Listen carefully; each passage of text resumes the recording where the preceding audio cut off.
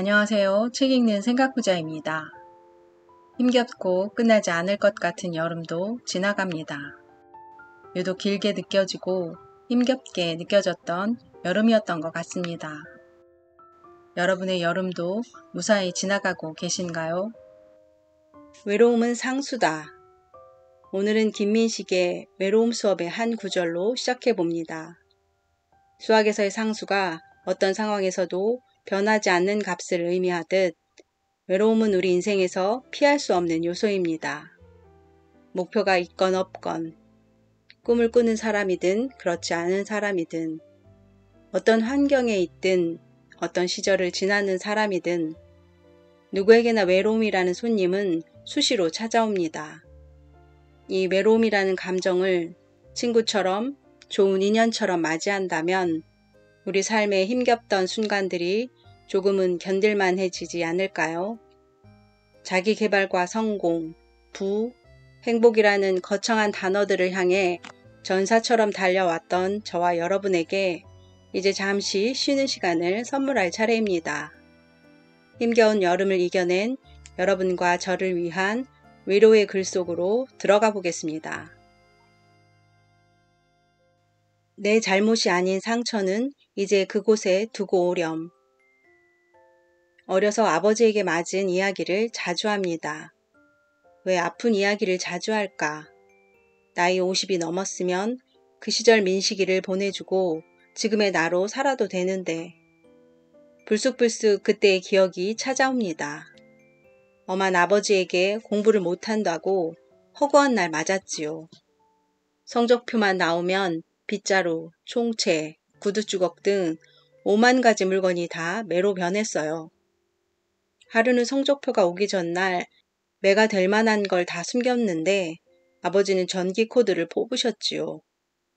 다음날 온몸에 뱀 문신을 한 양 붉은 줄이 우통을 휘감고 있었습니다. 집에서 맞고 다니느라 제 표정은 늘 우울했어요. 그러니 학교에서는 아이들의 놀림감이 되었지요. 빼빼 마르고 새카만 얼굴에 늘 울상이라 반에서 못생긴 아이 1등으로 뽑힐 정도였습니다. 정말이지 살기가 너무 괴로운 시절이었지요. 어느 순간 그런 생각이 들더군요. 나를 괴롭히는 녀석들에 대해 내가 할 수 있는 최고의 복수가 자살 아닐까? 사실 바보 같은 생각입니다. 자살은 나를 가장 힘들게 한 사람을 괴롭히는 일이 아니라 나를 가장 사랑하는 사람을 고통스럽게 만드는 일이니까요. 생각이 그에 이르자 못 죽겠더라고요. 무엇보다 내가 죽으면 나더러 찌질하다고 놀려대던 녀석들이 "것 봐라, 그놈 진짜 찌질하다니까" 하고 놀리고도 남을 거라는 사실을 알게 되었거든요. 다른 방법으로 증명해 주자고 생각했어요. 나는 찌질하지 않다는 것을, 나도 즐겁게 살 수 있다는 것을 보여주고 싶었지요. 그러려면 일단 살아야 했어요. 왕따가 세상에 맞서는 법, 바로 사는 것이에요. 그것도 즐겁게요. 남들의 시선, 이목 따위 신경 쓰지 말고 내가 하고 싶은 대로 마음껏 저지르며 사는 삶. 지금도 하루하루 최선을 다해 즐겁게 살려고 노력해요.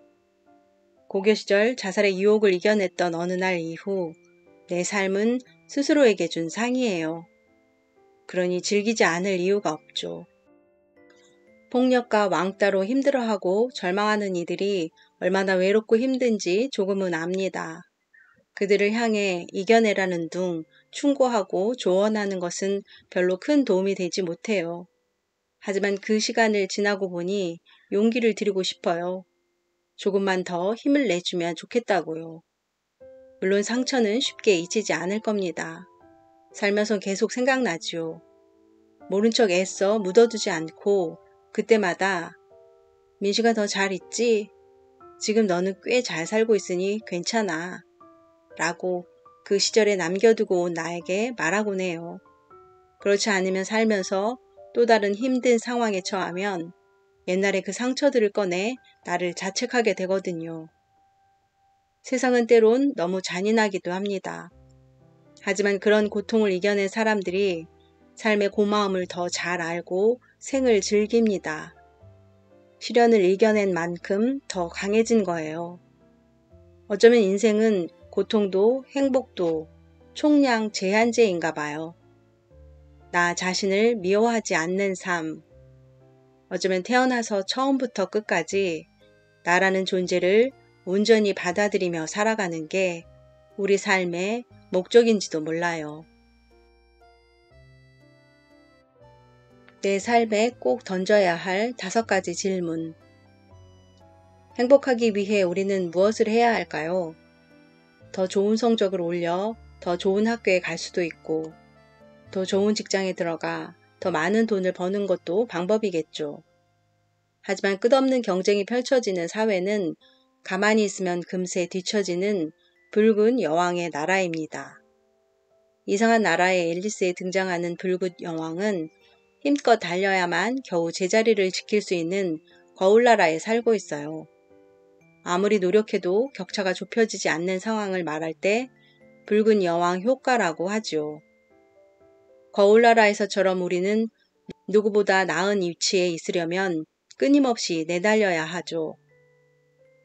아주 보통의 행복의 저자 최인철 교수님은 이렇게 말합니다.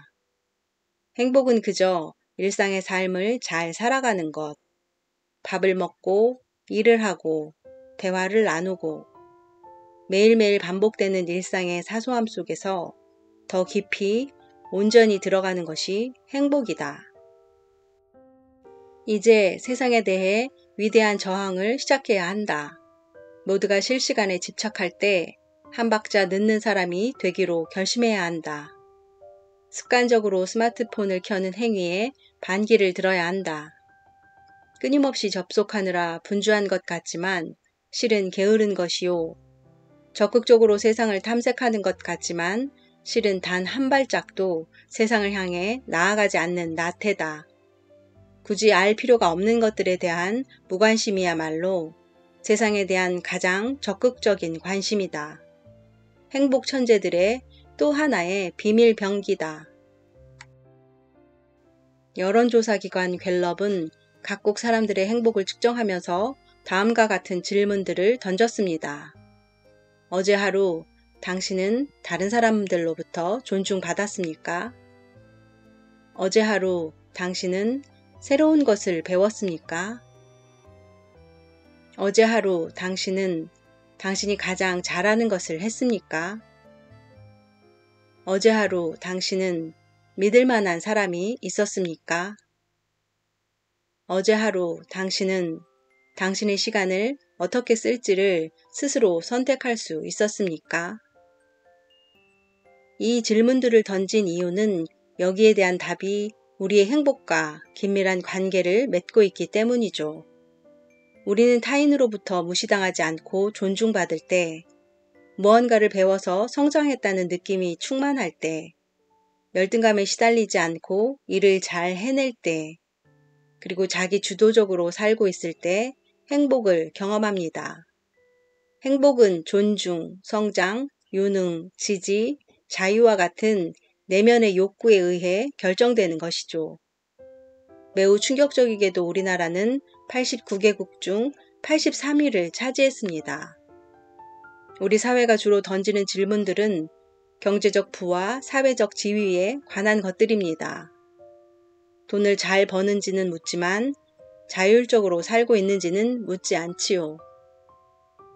대기업에 다니는지는 묻지만 존중받고 사는지는 묻지 않습니다. 아파트 평수는 묻지만 외로운지는 묻지 않습니다. 내면에 대한 질문을 던지는 방법은 무엇일까요? 책, 바로 독서입니다. 행복이 존중, 성장, 유능, 지지, 자유와 같은 내면의 욕구로 결정된다고 하잖아요. 책을 읽는 건 우선 나 자신을 존중하는 행위입니다. 책을 읽으면 새로운 것을 배우며 성장하고 독서를 통해 유능하다는 자신감을 얻습니다. 서점이나 도서관에서 읽고 싶은 책을 마음껏 고르는 일은 무한한 기쁨입니다. 책을 읽는 건 저자를 향한 존중입니다. 앞에 행복의 기준 5가지 질문에 대해 여러분은 어떻게 답을 하시겠습니까? 더 많은 질문에 대해 더 자주 이해를 할 수 있기를 소망합니다. 그것이 우리가 누려야 할 아주 보통의 행복이니까요. 귀찮지만 행복해 볼까? 살면서 깨달은 것 하나. 행운은 운이 좋아야 따르지만 행복은 노력 끝에 찾아옵니다. 피드로 일하는 동안 배우들을 지켜보며 잘생기고 예쁘다고 다 뜨는 게 아니라는 걸 알았죠.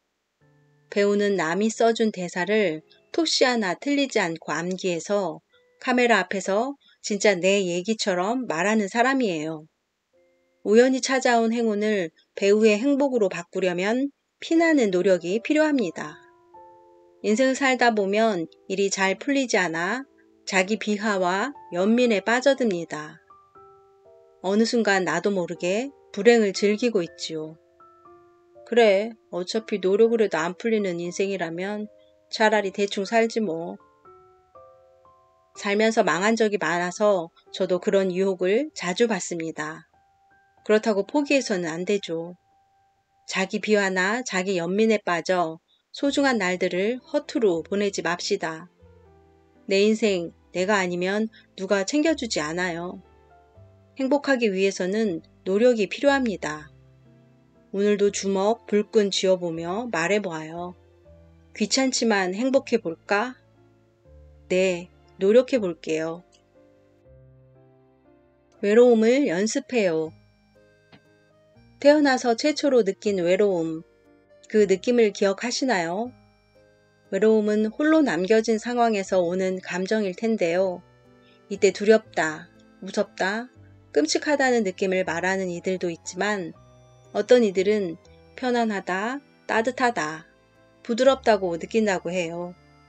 심리학자들은 외로움은 모든 인간이 느끼는 감정이며 혼자 있는 시간에 비로소 자아가 성숙해진다고 말합니다. 외로움에 허우적거리지 말고 자신의 내면을 풍성하게 가꾸는 시간으로 만들어가라는 것이죠. 외로움의 즐거움은 독일의 철학자 울프 포사르트가 쓴 책입니다. 이 책에 흥미로운 실험 이야기가 나와요. 막스 플랑크 연구소의 행동학자들이 10여 명의 자원자를 한 명씩 방에 들여보내죠. 전화, 라디오, TV 등 어떤 통신기기도 없어요. 조명 하나만 켜두었지요. 누구와도 통신할 수 없고 심리학자들과는 손글씨로만 의사 전달을 해요. 대신 자기가 좋아하는 일을 한 가지 허락하죠. 어떤 사람은 피아노 연습을, 어떤 사람은 배 근육을 키워요. 처음에는 그 실험이 오래 지속될 수 없을 거라고 걱정했지만 실험이 끝나고 문이 열렸을 때 실험에 참여한 사람 10명 중 8명은 그 방으로 다시 돌아가고 싶다고 말합니다. 외로움을 즐기는 법을 터득한 거죠. 포샤르트 박사의 말이에요. 외로움은 인간의 삶에 필수적으로 포함되어 있다. 외로움은 숨을 들이마시는 것과 같고 다른 사람과 함께 있는 것은 숨을 내쉬는 것과 같다. 그 사이의 균형을 잡는 것이 중요하다. 영국 정부에는 외로움을 관리하는 외로움부라는 부서가 있답니다. 외로움을 국가가 관리하고 정책적인 지원을 하는데 문화부서 수장이 외로움부 장관을 겸직하죠. 현대인의 고독과 외로움에 대한 문제가 얼마나 큰지 이제 국가가 나서야 할 정도죠. 민간 차원에서 외로움 종결 캠페인도 활발하다고 해서 관련 홈페이지에 들어가 살펴보았어요. 고독에 대한 최신 연구나 정보 기사도 많고 세대와 상황에 따라 외로움 매뉴얼을 잘 정리해서 알려주네요. 처음에는 나이 많은 사람에게 유용한 정보를 알려줬는데 이제는 초등생, 청소년 등 전 연령층을 대상으로 해요. 몇 가지 매뉴얼을 소개할게요. 외로움에 대한 생각. 외로움은 나이와 배경에 관계없이 누구나 경험하는 정상적인 감정이다. 외로움은 개인적인 실패가 아니다. 사람마다 경험이 다르고 왜 이런 감정을 느껴야 하는지 그 이유가 다르다. 외로움을 지우는 절대적인 방법은 없지만 다양한 방법을 시도해 볼 수 있어야 한다. 외로움 매뉴얼. 연결하기. 전화, SNS를 통해 친구들에게 소식을 전한다. 친구들이 바쁘고 시간이 없다고 할 것 같지만 첫 발을 내디디면 깜짝 놀랄 일이 벌어질 것이다. 새로운 연결에 시간 투자하기. 관심사에 따라 그룹이나 모임에 참여하여 새로운 연결을 만들어라. 인사하기. 상점 주인이나 이웃, 도서관 직원 등 만나는 이마다 인사하기. 간단한 일이지만 당신이 자신에 대해 느끼는 방식에 긍정적인 영향을 미친다. 일주일 계획하기. 독서, 꽃 가꾸기, 음악 듣기 등 좋아하는 활동을 포함하여 일주일 단위로 한 주 계획을 짜고 실행한다. 바깥에서 시간 보내기. 산책, 나들이 등 바깥 활동은 기분을 좋게 하는 가장 좋은 방법이다. 사람들과 자연과 연결되어 있다는 느낌은 매우 중요하다. 좋은 일에 집중하기. 외로울 때 부정적인 느낌에 사로잡히기 쉽다. 좋았던 일, 행복한 기억을 자주 떠올리면 긍정적인 시각을 갖는 데 도움이 된다. 먼저 자신을 돌보기. 자신을 돌보는 것을 우선하라. 건강하게 잘 먹고 잘 자고 운동하는 일을 습관으로 삼아라. 할 수 있을까 자신 없을 때.